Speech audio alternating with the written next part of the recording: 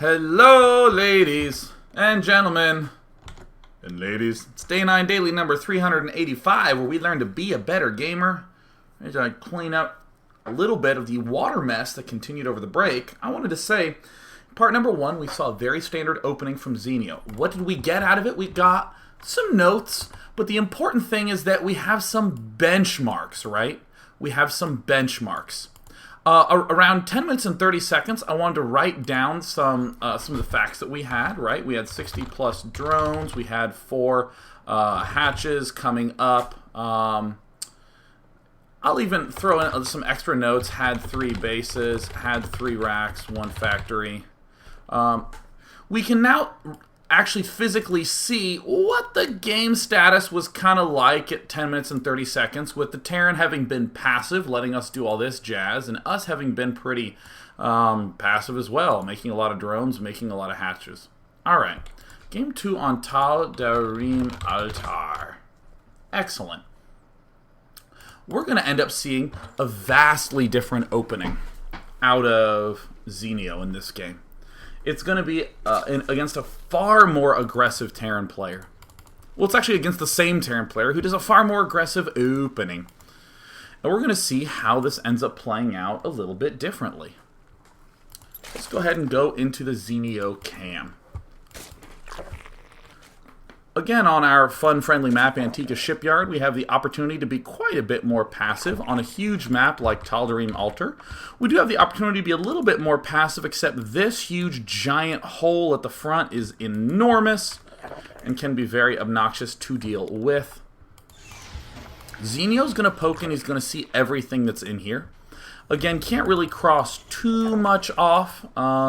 We could say something like, you know, he is going to either have a very late expansion or he's not going to be expanding. He can't get a really fast expand. Looks like Zenio's going to be doing some had. You heard me. You saw specifically in last game that we went gas, then pool. In this game, we go pool, then gas. Don't want you to over-obsess about that. Just a pretty standard kind of thing. Now, oh yeah, this is pretty standard. Just getting your speed for your Zerglings up eventually. So, in this particular circumstance, what can we definitely cross off? All right. What is he not doing? What is he not doing? Reaper. All right, good. We have not seen a tech lab. We have not seen a reactor yet on that barracks, so we know that he really is not going to be going Reaper or any sort of ultra super fast Marauder rush. These are actually useful things to know, because if he is going Reaper, then if we see the tech lab already going down, we can pretty quickly cross a lot of other stuff off. Looking quite geed. And we see the ring around the rosy style. Yup, going for the extractor. This will help get him a very strong count of exactly how many Marines are out. And he sees the 2 Marines. 2 Marines is pretty typical for your usual fast factorying player. Again, if he's not going Reaper, and if we still see guys mining gas, I think we have a pretty clear idea of what he's doing, right? He's not going to build those Marines, still be mining gas, and still build his expansion command center, because that's just going to be a really late expansion and a really big waste of a whole bunch of gas early. So he is likely going factory. Like, probably I'd say 95% going factory. The other 5% is a really shitty early expansion. And hey, he manages to get away, and oh, he doesn't end up seeing, but that's okay. So right now, as a Zerg player, we can be fairly confident that he is actually going for some sort of really fast helion play. Some sort of really fast factory play. And one of the things that could include is a very fast double helion. That's the most normal, the most common thing. Zenio's instantly going to leap into action, begin sprinting cross-map. Again, let's think in terms of things of crossing things out. Early 2 queens. Expected. Oh, there's an SCV. We're also going to go check out this other watchtower. Cool. Hey, we even saw the same thing last game. Bam! 1 queen lays herself a creep tumor. The other queen lays herself some eggs. Getting ourselves some Zergling speed. Holding DOS watchtowers. feeling good, getting a few extra Zerglings, and this is the exact thing that we saw Zenio do in the last game as well. Just a smidge, just a kiss of extra Zerglings, still getting the queen, the third queen up early, and all is normal and well in the world. And pausing it. We're at 5 minutes and 30 seconds. What sort of deviations have we done? Nothing. Not a thing. We're not worried about that at all because we're just not going to do any. That literally is the logic that I want to use, right? Because it's so easy to overthink stuff. Even in our previous notes, what was the thing that we said? Well, it looks like most of our big significant things are happening a little bit later at around, 5 minutes. 5 minutes and 30 seconds, we can poke in here and see the progress of this command center.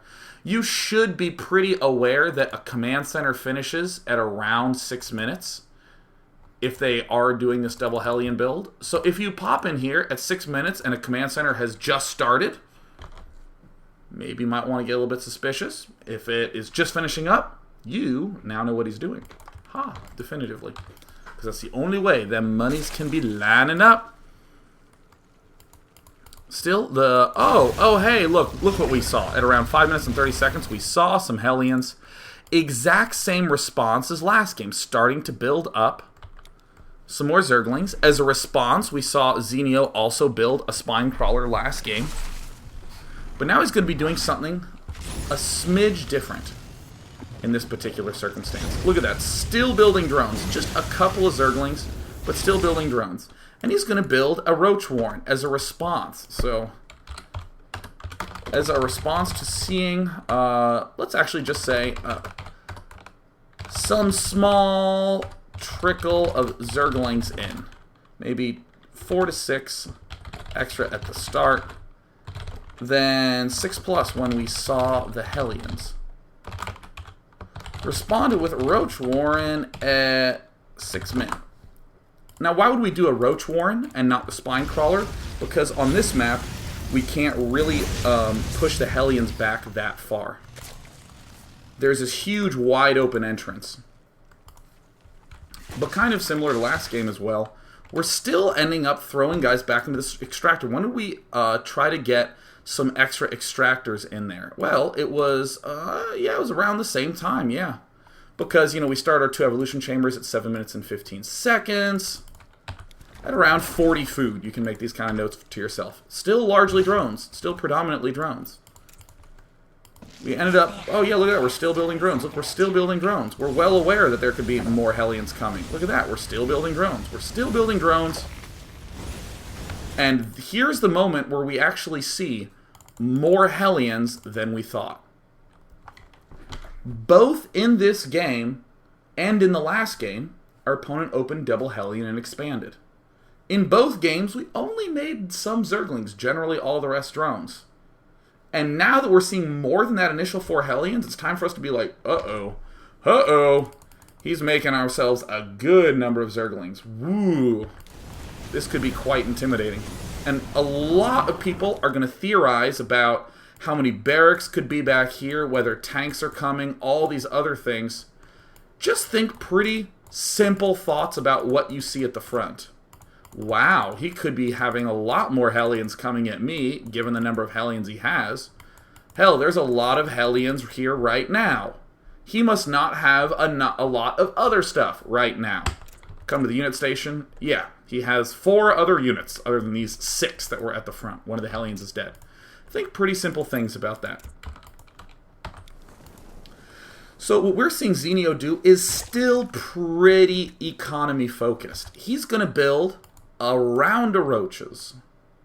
Got his guys in gas, a round of roaches go, and back to building drones. He only built 7 roaches. Look at how he's still pretty much sticking on course. Chef loves doing this. Loves doing this. Build the roaches for defense. Because if our opponent is going for this huge mass Helion play, I don't care if it's 1, 2, 3, 4, 5, 6 factories, I don't give a damn. It is Helions that matter. If he is doing a huge Helion push, no big deal. We have roaches to deal with any of it. If he's not continuing to push with Helions, No big deal. I'll attack with these roaches and do a little bit of damage. A single evolution chamber ends up plopping down. Now, I want to be real specific here. This is where the compare and contrast comes in. 7 minutes and 50 seconds, 1 evolution chamber. Contrast this with up here. At 7 minutes and 15 seconds, 2 evolution chambers. Okay.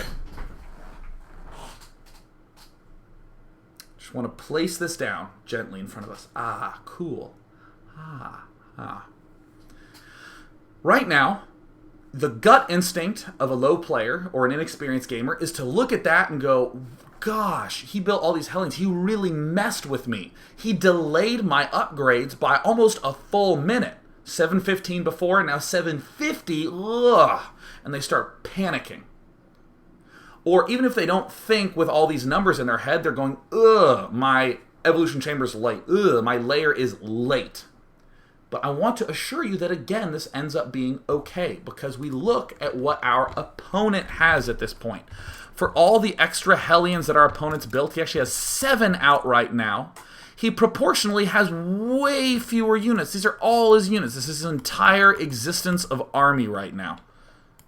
Do not overstrain and overstress about that. Now, Zenio is going back to macroing. He's still going to be getting a healthy number of drones up. Macro. He's getting all his roaches gathered in one place because he's not bad. He doesn't want to send too skimpy of a limbo line at his opponent. Look at that. Drone. Layering when we can. We effectively have not really been thrown off track at all. And look at this. See this layer? See this layer right here? Look at that. In game 1 on Antigua Shipyard, boom, 65 food, layer, baneling's nest, extra extractors. In this game, hey, look at that layer, baneling nest, extra extractors, a little bit closer to 70 food. That's about the same damn time, right? 65 to 70-ish food, layer, baneling nest, extractor. See how useful compare and contrast is? We see, oh, well, if my upgrades are getting that far delayed, he's giving me a little bit of early pressure. That actually feels okay. But if I'm playing and 60 to 70-ish food, I'm still not getting all my extractors, my layer, and my baneling nest. Now, all of a sudden, I can say I might actually be getting behind. With everything that's gone on, having this clear benchmark to be able to look at your food and give thanks to your status is so great. And now we see, look, still more drones, macro, building all the usual things, making this nice little roach push. And then we see these marauders. And now here comes another ugh moment. Ugh. Huge numbers of stuff rolling in our front door. Yuck. Yuckity, yuck. Now, let's come back to these little list of stuff going on. I would say that if you are having trouble before the 70-ish food mark, or I should even say if these things are going down earlier or later than this 65 to 70-ish food mark, just try to slow things down a bit. I see a lot of people who will be getting their layer at like 43 food, like really quickly, because they'll perceive I need to be getting mutalisks. Or actually, let me come back and talk about each of these one at a time. Layer, people will think to themselves, oh my god, I need to be getting up my mutalisks as fast as possible. Baneling nest, they build when they're thinking, oh my god, I'm worried that he's going to be attacking me at some point. I need to get those banelings up. Extractors, when they're realizing, well crap, I really better set up my late game economy.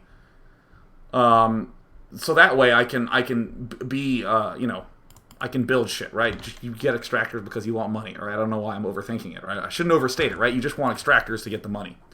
This you're trying to get quickly. This you get when you're panicked. This is forward thinking. Each of these has a distinctly different motivation for why you get them. And you see, as a result, people building these at all sorts of wild, wacky, and crazy, ugly times. But still, if you're getting your layer too early, slow it down. If you're getting your Baneling Nest whenever you're scared, just try to build it at exactly this time. Your extractors, try to get them not too early, not too late. This feels like about a good time. Sync these things up. And now all of a sudden your decisions are a lot easier. Now all you got to ask yourself beforehand is, how do I stay alive? And I better build a lot of dem drones. Now we have another moment. We've suddenly passed, I would call this a convergence point, because in almost every game, this is what happens. There are some exceptions to this, but almost every game, this is what happens. Now all of a sudden, post-70 food, we're getting messed with. Look at the composition that we're going to see out of Zenio. Building a lot of roaches. Building many roaches. Yeah, okay. Building many roaches. And drones at the same time, right? About half and half. I spelled building wrong, and that is getting to me. Building half and half, right? He's not going absolutely crazy with this defense. What is he not doing, though? He is not upgrading. Many people in panic mode cut upgrades. I think that's great. I think this is absolutely brilliant. He's building some roaches, and then back to drones, and now he's getting zerglings back again. These kinds of early attacks that you end up seeing, your brain will often perceive them as being way more huge than they actually are. With just 7 drones, or excuse me, 7 roaches, these queens, Zenio ends up holding this off reasonably well. I mean, he lost the 2 queens. The roaches were kind of there to be lost anyways. I think that if perhaps he ended up being just slightly more on the side of units, he would have crushed that. But I want you to notice something magical that ended up occurring. In the unit counting station, he's still quite a ways ahead in the drone count. He didn't actually lose that many drones. What'll often happen is you'll see a player who builds way too many defenses in this when this sort of attack comes. Like, when this sort of attack comes, you'll see players at, around 8 minutes and 30 seconds freaking out and building 14 roaches. Here comes the attack. And look, yeah, about half and half. Drones and roaches. You'll see players go bonkers with the amount of defense that they end up building. Absolutely nutty. Don't do that. Just don't. Just cut it out. Just stop it, okay? Because right now we have 44 to 37. Yeah, we're kind of getting close to our opponent in terms of that. This is what will happen in terms of feel if you're building too many units for defense. If you build too many units for defense, when your spire finishes and it's time to build mutalisks, you will amazingly have no money. Because those 7 drones that could have been mining minerals for you at a rate of 40 per minute, that's actually a hell of a lot. For 7 drones, 7 times 40 is 300 minerals a minute. That's a hatchery per minute that you're losing with that. You will feel that you don't have enough money. You will just feel that way. You'll just be like, ugh, I've been under pressure all game long. And where was the cause? It was right here when you didn't build those drones that you should have. Now, a lot of people will say, but day 9, I lose to this attack a lot. How do I know not to overbuild? Exactly one thing is granting us the freedom to get away with some drones here. The fact that he has an expansion. Expansions are always the biggest thing. If he has no bases here, don't you dare build any drones. If he's one base all-inning you, build the shit out of some roaches. Now notice that we don't have 2 evolution chambers going, we have just 1. And everything ends up dying on both our sides. Oh, look at that. We have a spire coming down. We're going to do a little compare and contrast after you see the delight of Zenio holding this off. Bam! Alright, cool.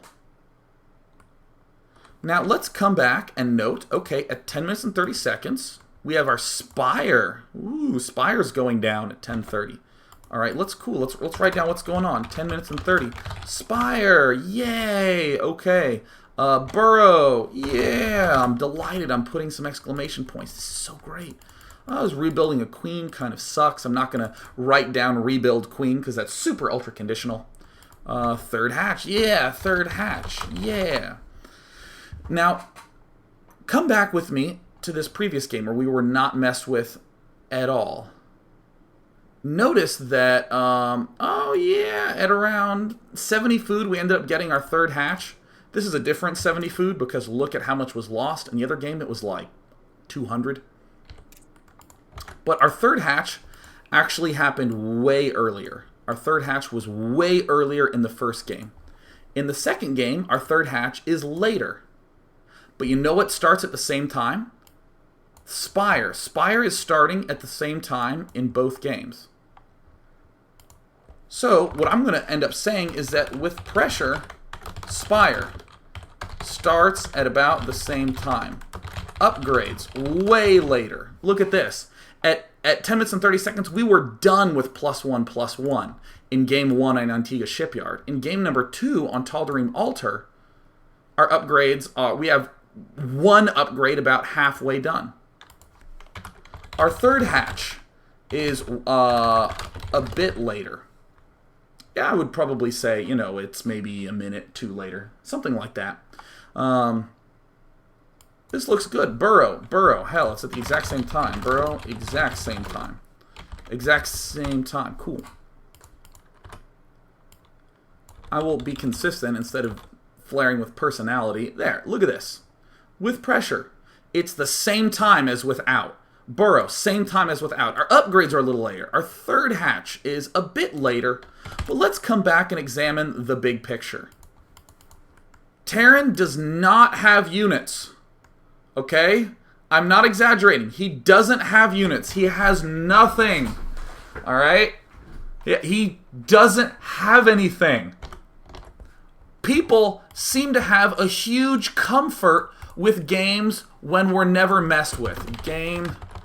Passive games. People strive to play passive games. Oh, phew, he didn't attack me. I got to do what I wanted. This is so great. Look, I have my +1/+1 done. I have 4 hatches. Or the 4th one's actually building right now. I have 60 drones. I'm the man.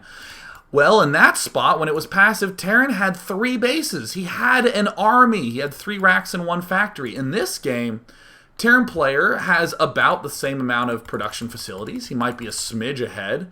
He has no army. His 3rd base is just now finishing up. Wow. You should be more comfortable in those crazy aggressive games. You should calm down.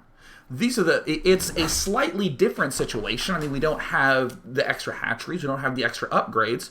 But in Game 1, it's not that we got to get the earlier upgrades. It's almost like we needed those early upgrades because he has a big army. In this game, we don't really need the upgrades. I don't have an army. Hell, he doesn't have an army. Doesn't really matter that much now, does it? So this is the literal examination of a simple phrase that I say. The more he messes with you, the far weaker he becomes right after he's done with that attack. If he doesn't mess with you at all, he's actually quietly becoming very, very, very strong. So you should almost be delighted when he comes to attack you. When you defend this attack and you see little Terran blood spatters on the ground, know that back home, Terran is probably shitting himself. And imagine him shitting himself. Yeah. You know what? And Terran doesn't even have an engineering bit. Whoa, is that guy behind? So these are the parts where you actually get to, yeah, look at that. There's a 4th hatch coming up. It's not even that much later than in the last game. With this huge moment where our Zerg buddy ended up getting messed with, sure, there were some changes that he ended up making. With his bonus economy, it looked like he ended up getting upgrades. With his bonus economy, it looked like he ended up getting hatches. In both circumstances, he still had a pretty healthy appreciation for them drones. Looks like we've been going for about 25 minutes. We're going to finish watching the second half of this game when we come back in part number 3 and see how Zenio set himself up so well and how to play it off effectively. Be back in a bit.